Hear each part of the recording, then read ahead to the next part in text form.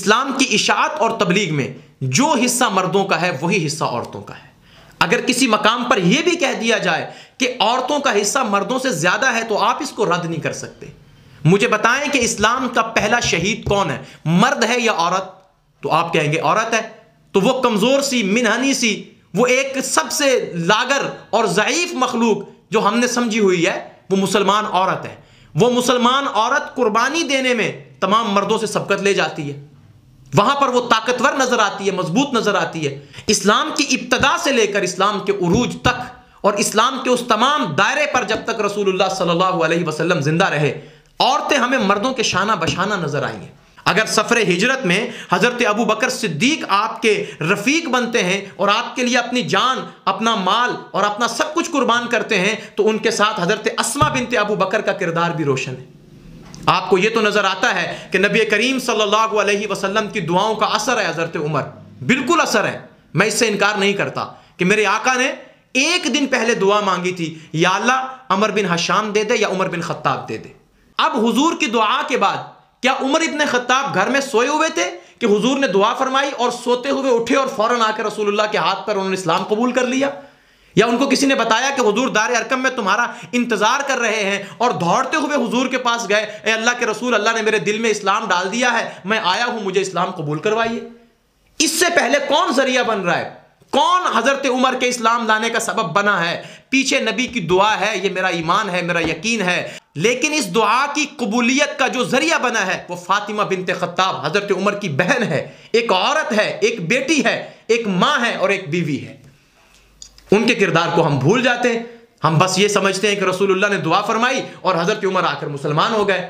भाई वो पूरा वाकया देखिए जहां फातिमा बिनते खत्ताब ने अपनी गैरत के साथ, अपनी कुव्वत ईमानी के साथ हजरत उमर इब्न खत्ताब के ज़मीर को झंझोड़ के रख दिया। जब दाखिल हुए, देखा कि बहन कुछ पढ़ रही है और आपके बहनोई साथ है, तो उन्होंने वो वर्क छुपा लिए जो हजरत उमर रजी अल्लाह तआला अन्हु ने देखे थे उनके हाथ में। हजरत उमर ने फरमाया, मुझे दिखाओ तुम क्या पढ़ रहे थे। नहीं दिखाया। अब बार बार पूछ रहे हैं तो नहीं दिखाते, तो पकड़ के मारने लगे।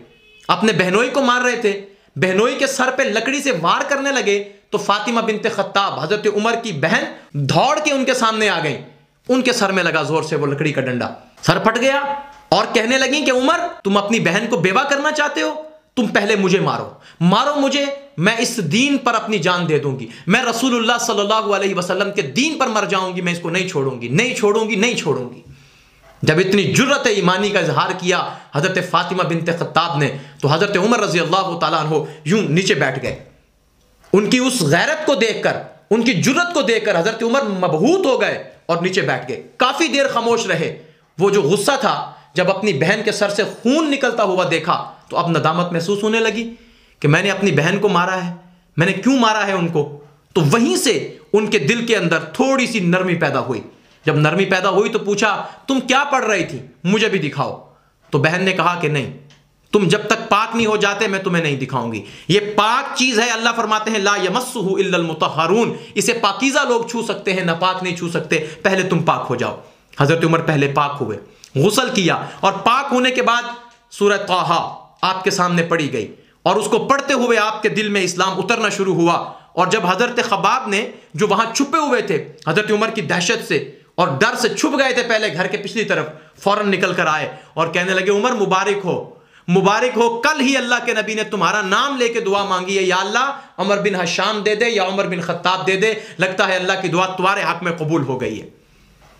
तो ये दुआए रसूल तो कबूल हुई है, ये हमें नजर आती है, लेकिन इसके पीछे जो फातिमा बिनते खत्ताब का किरदार है ये हमें नजर नहीं आता। याद रखो, हमने खुद अपनी औरतों को कमजोर बनाया है, वरना मुसलमान औरत कभी कमजोर थी ना है और ना हो सकती है। औरत मुसलमान हो और फिर वो कमजोर हो, मुमकिन ही नहीं है। इस्लाम की इब्तदा से लेकर आज तक जो मोमिना औरत है वो कभी भी कमजोर नहीं होती। लिहाजा एक मोमिना औरत को अपनी अहमियत, अपनी वक़्त और अपनी कदर पहचाननी चाहिए। दीन के मामले में अपनी गैरत ईमानी का इजहार और सबूत देना चाहिए। जब एक मर्द गैरत ईमानी का इजहार करता है, यकीनन उससे भी लोगों के अंदर हरारत ईमानी पैदा होती है, गैरत ईमानी पैदा होती है। लेकिन जब एक औरत गैरत ईमानी का इजहार करेगी तो फौरन 4 मर्दों को गैरत आएगी। उसके बाप को गैरत आएगी, उसके शोहर को गैरत आएगी, उसके बेटे को गैरत आएगी, उसके भाई को गैरत आएगी। इस्लाम के मामले में जहां मर्द की गैरत ईमानी की जरूरत है, वहां आज औरत की गैरत ईमानी की भी जरूरत है।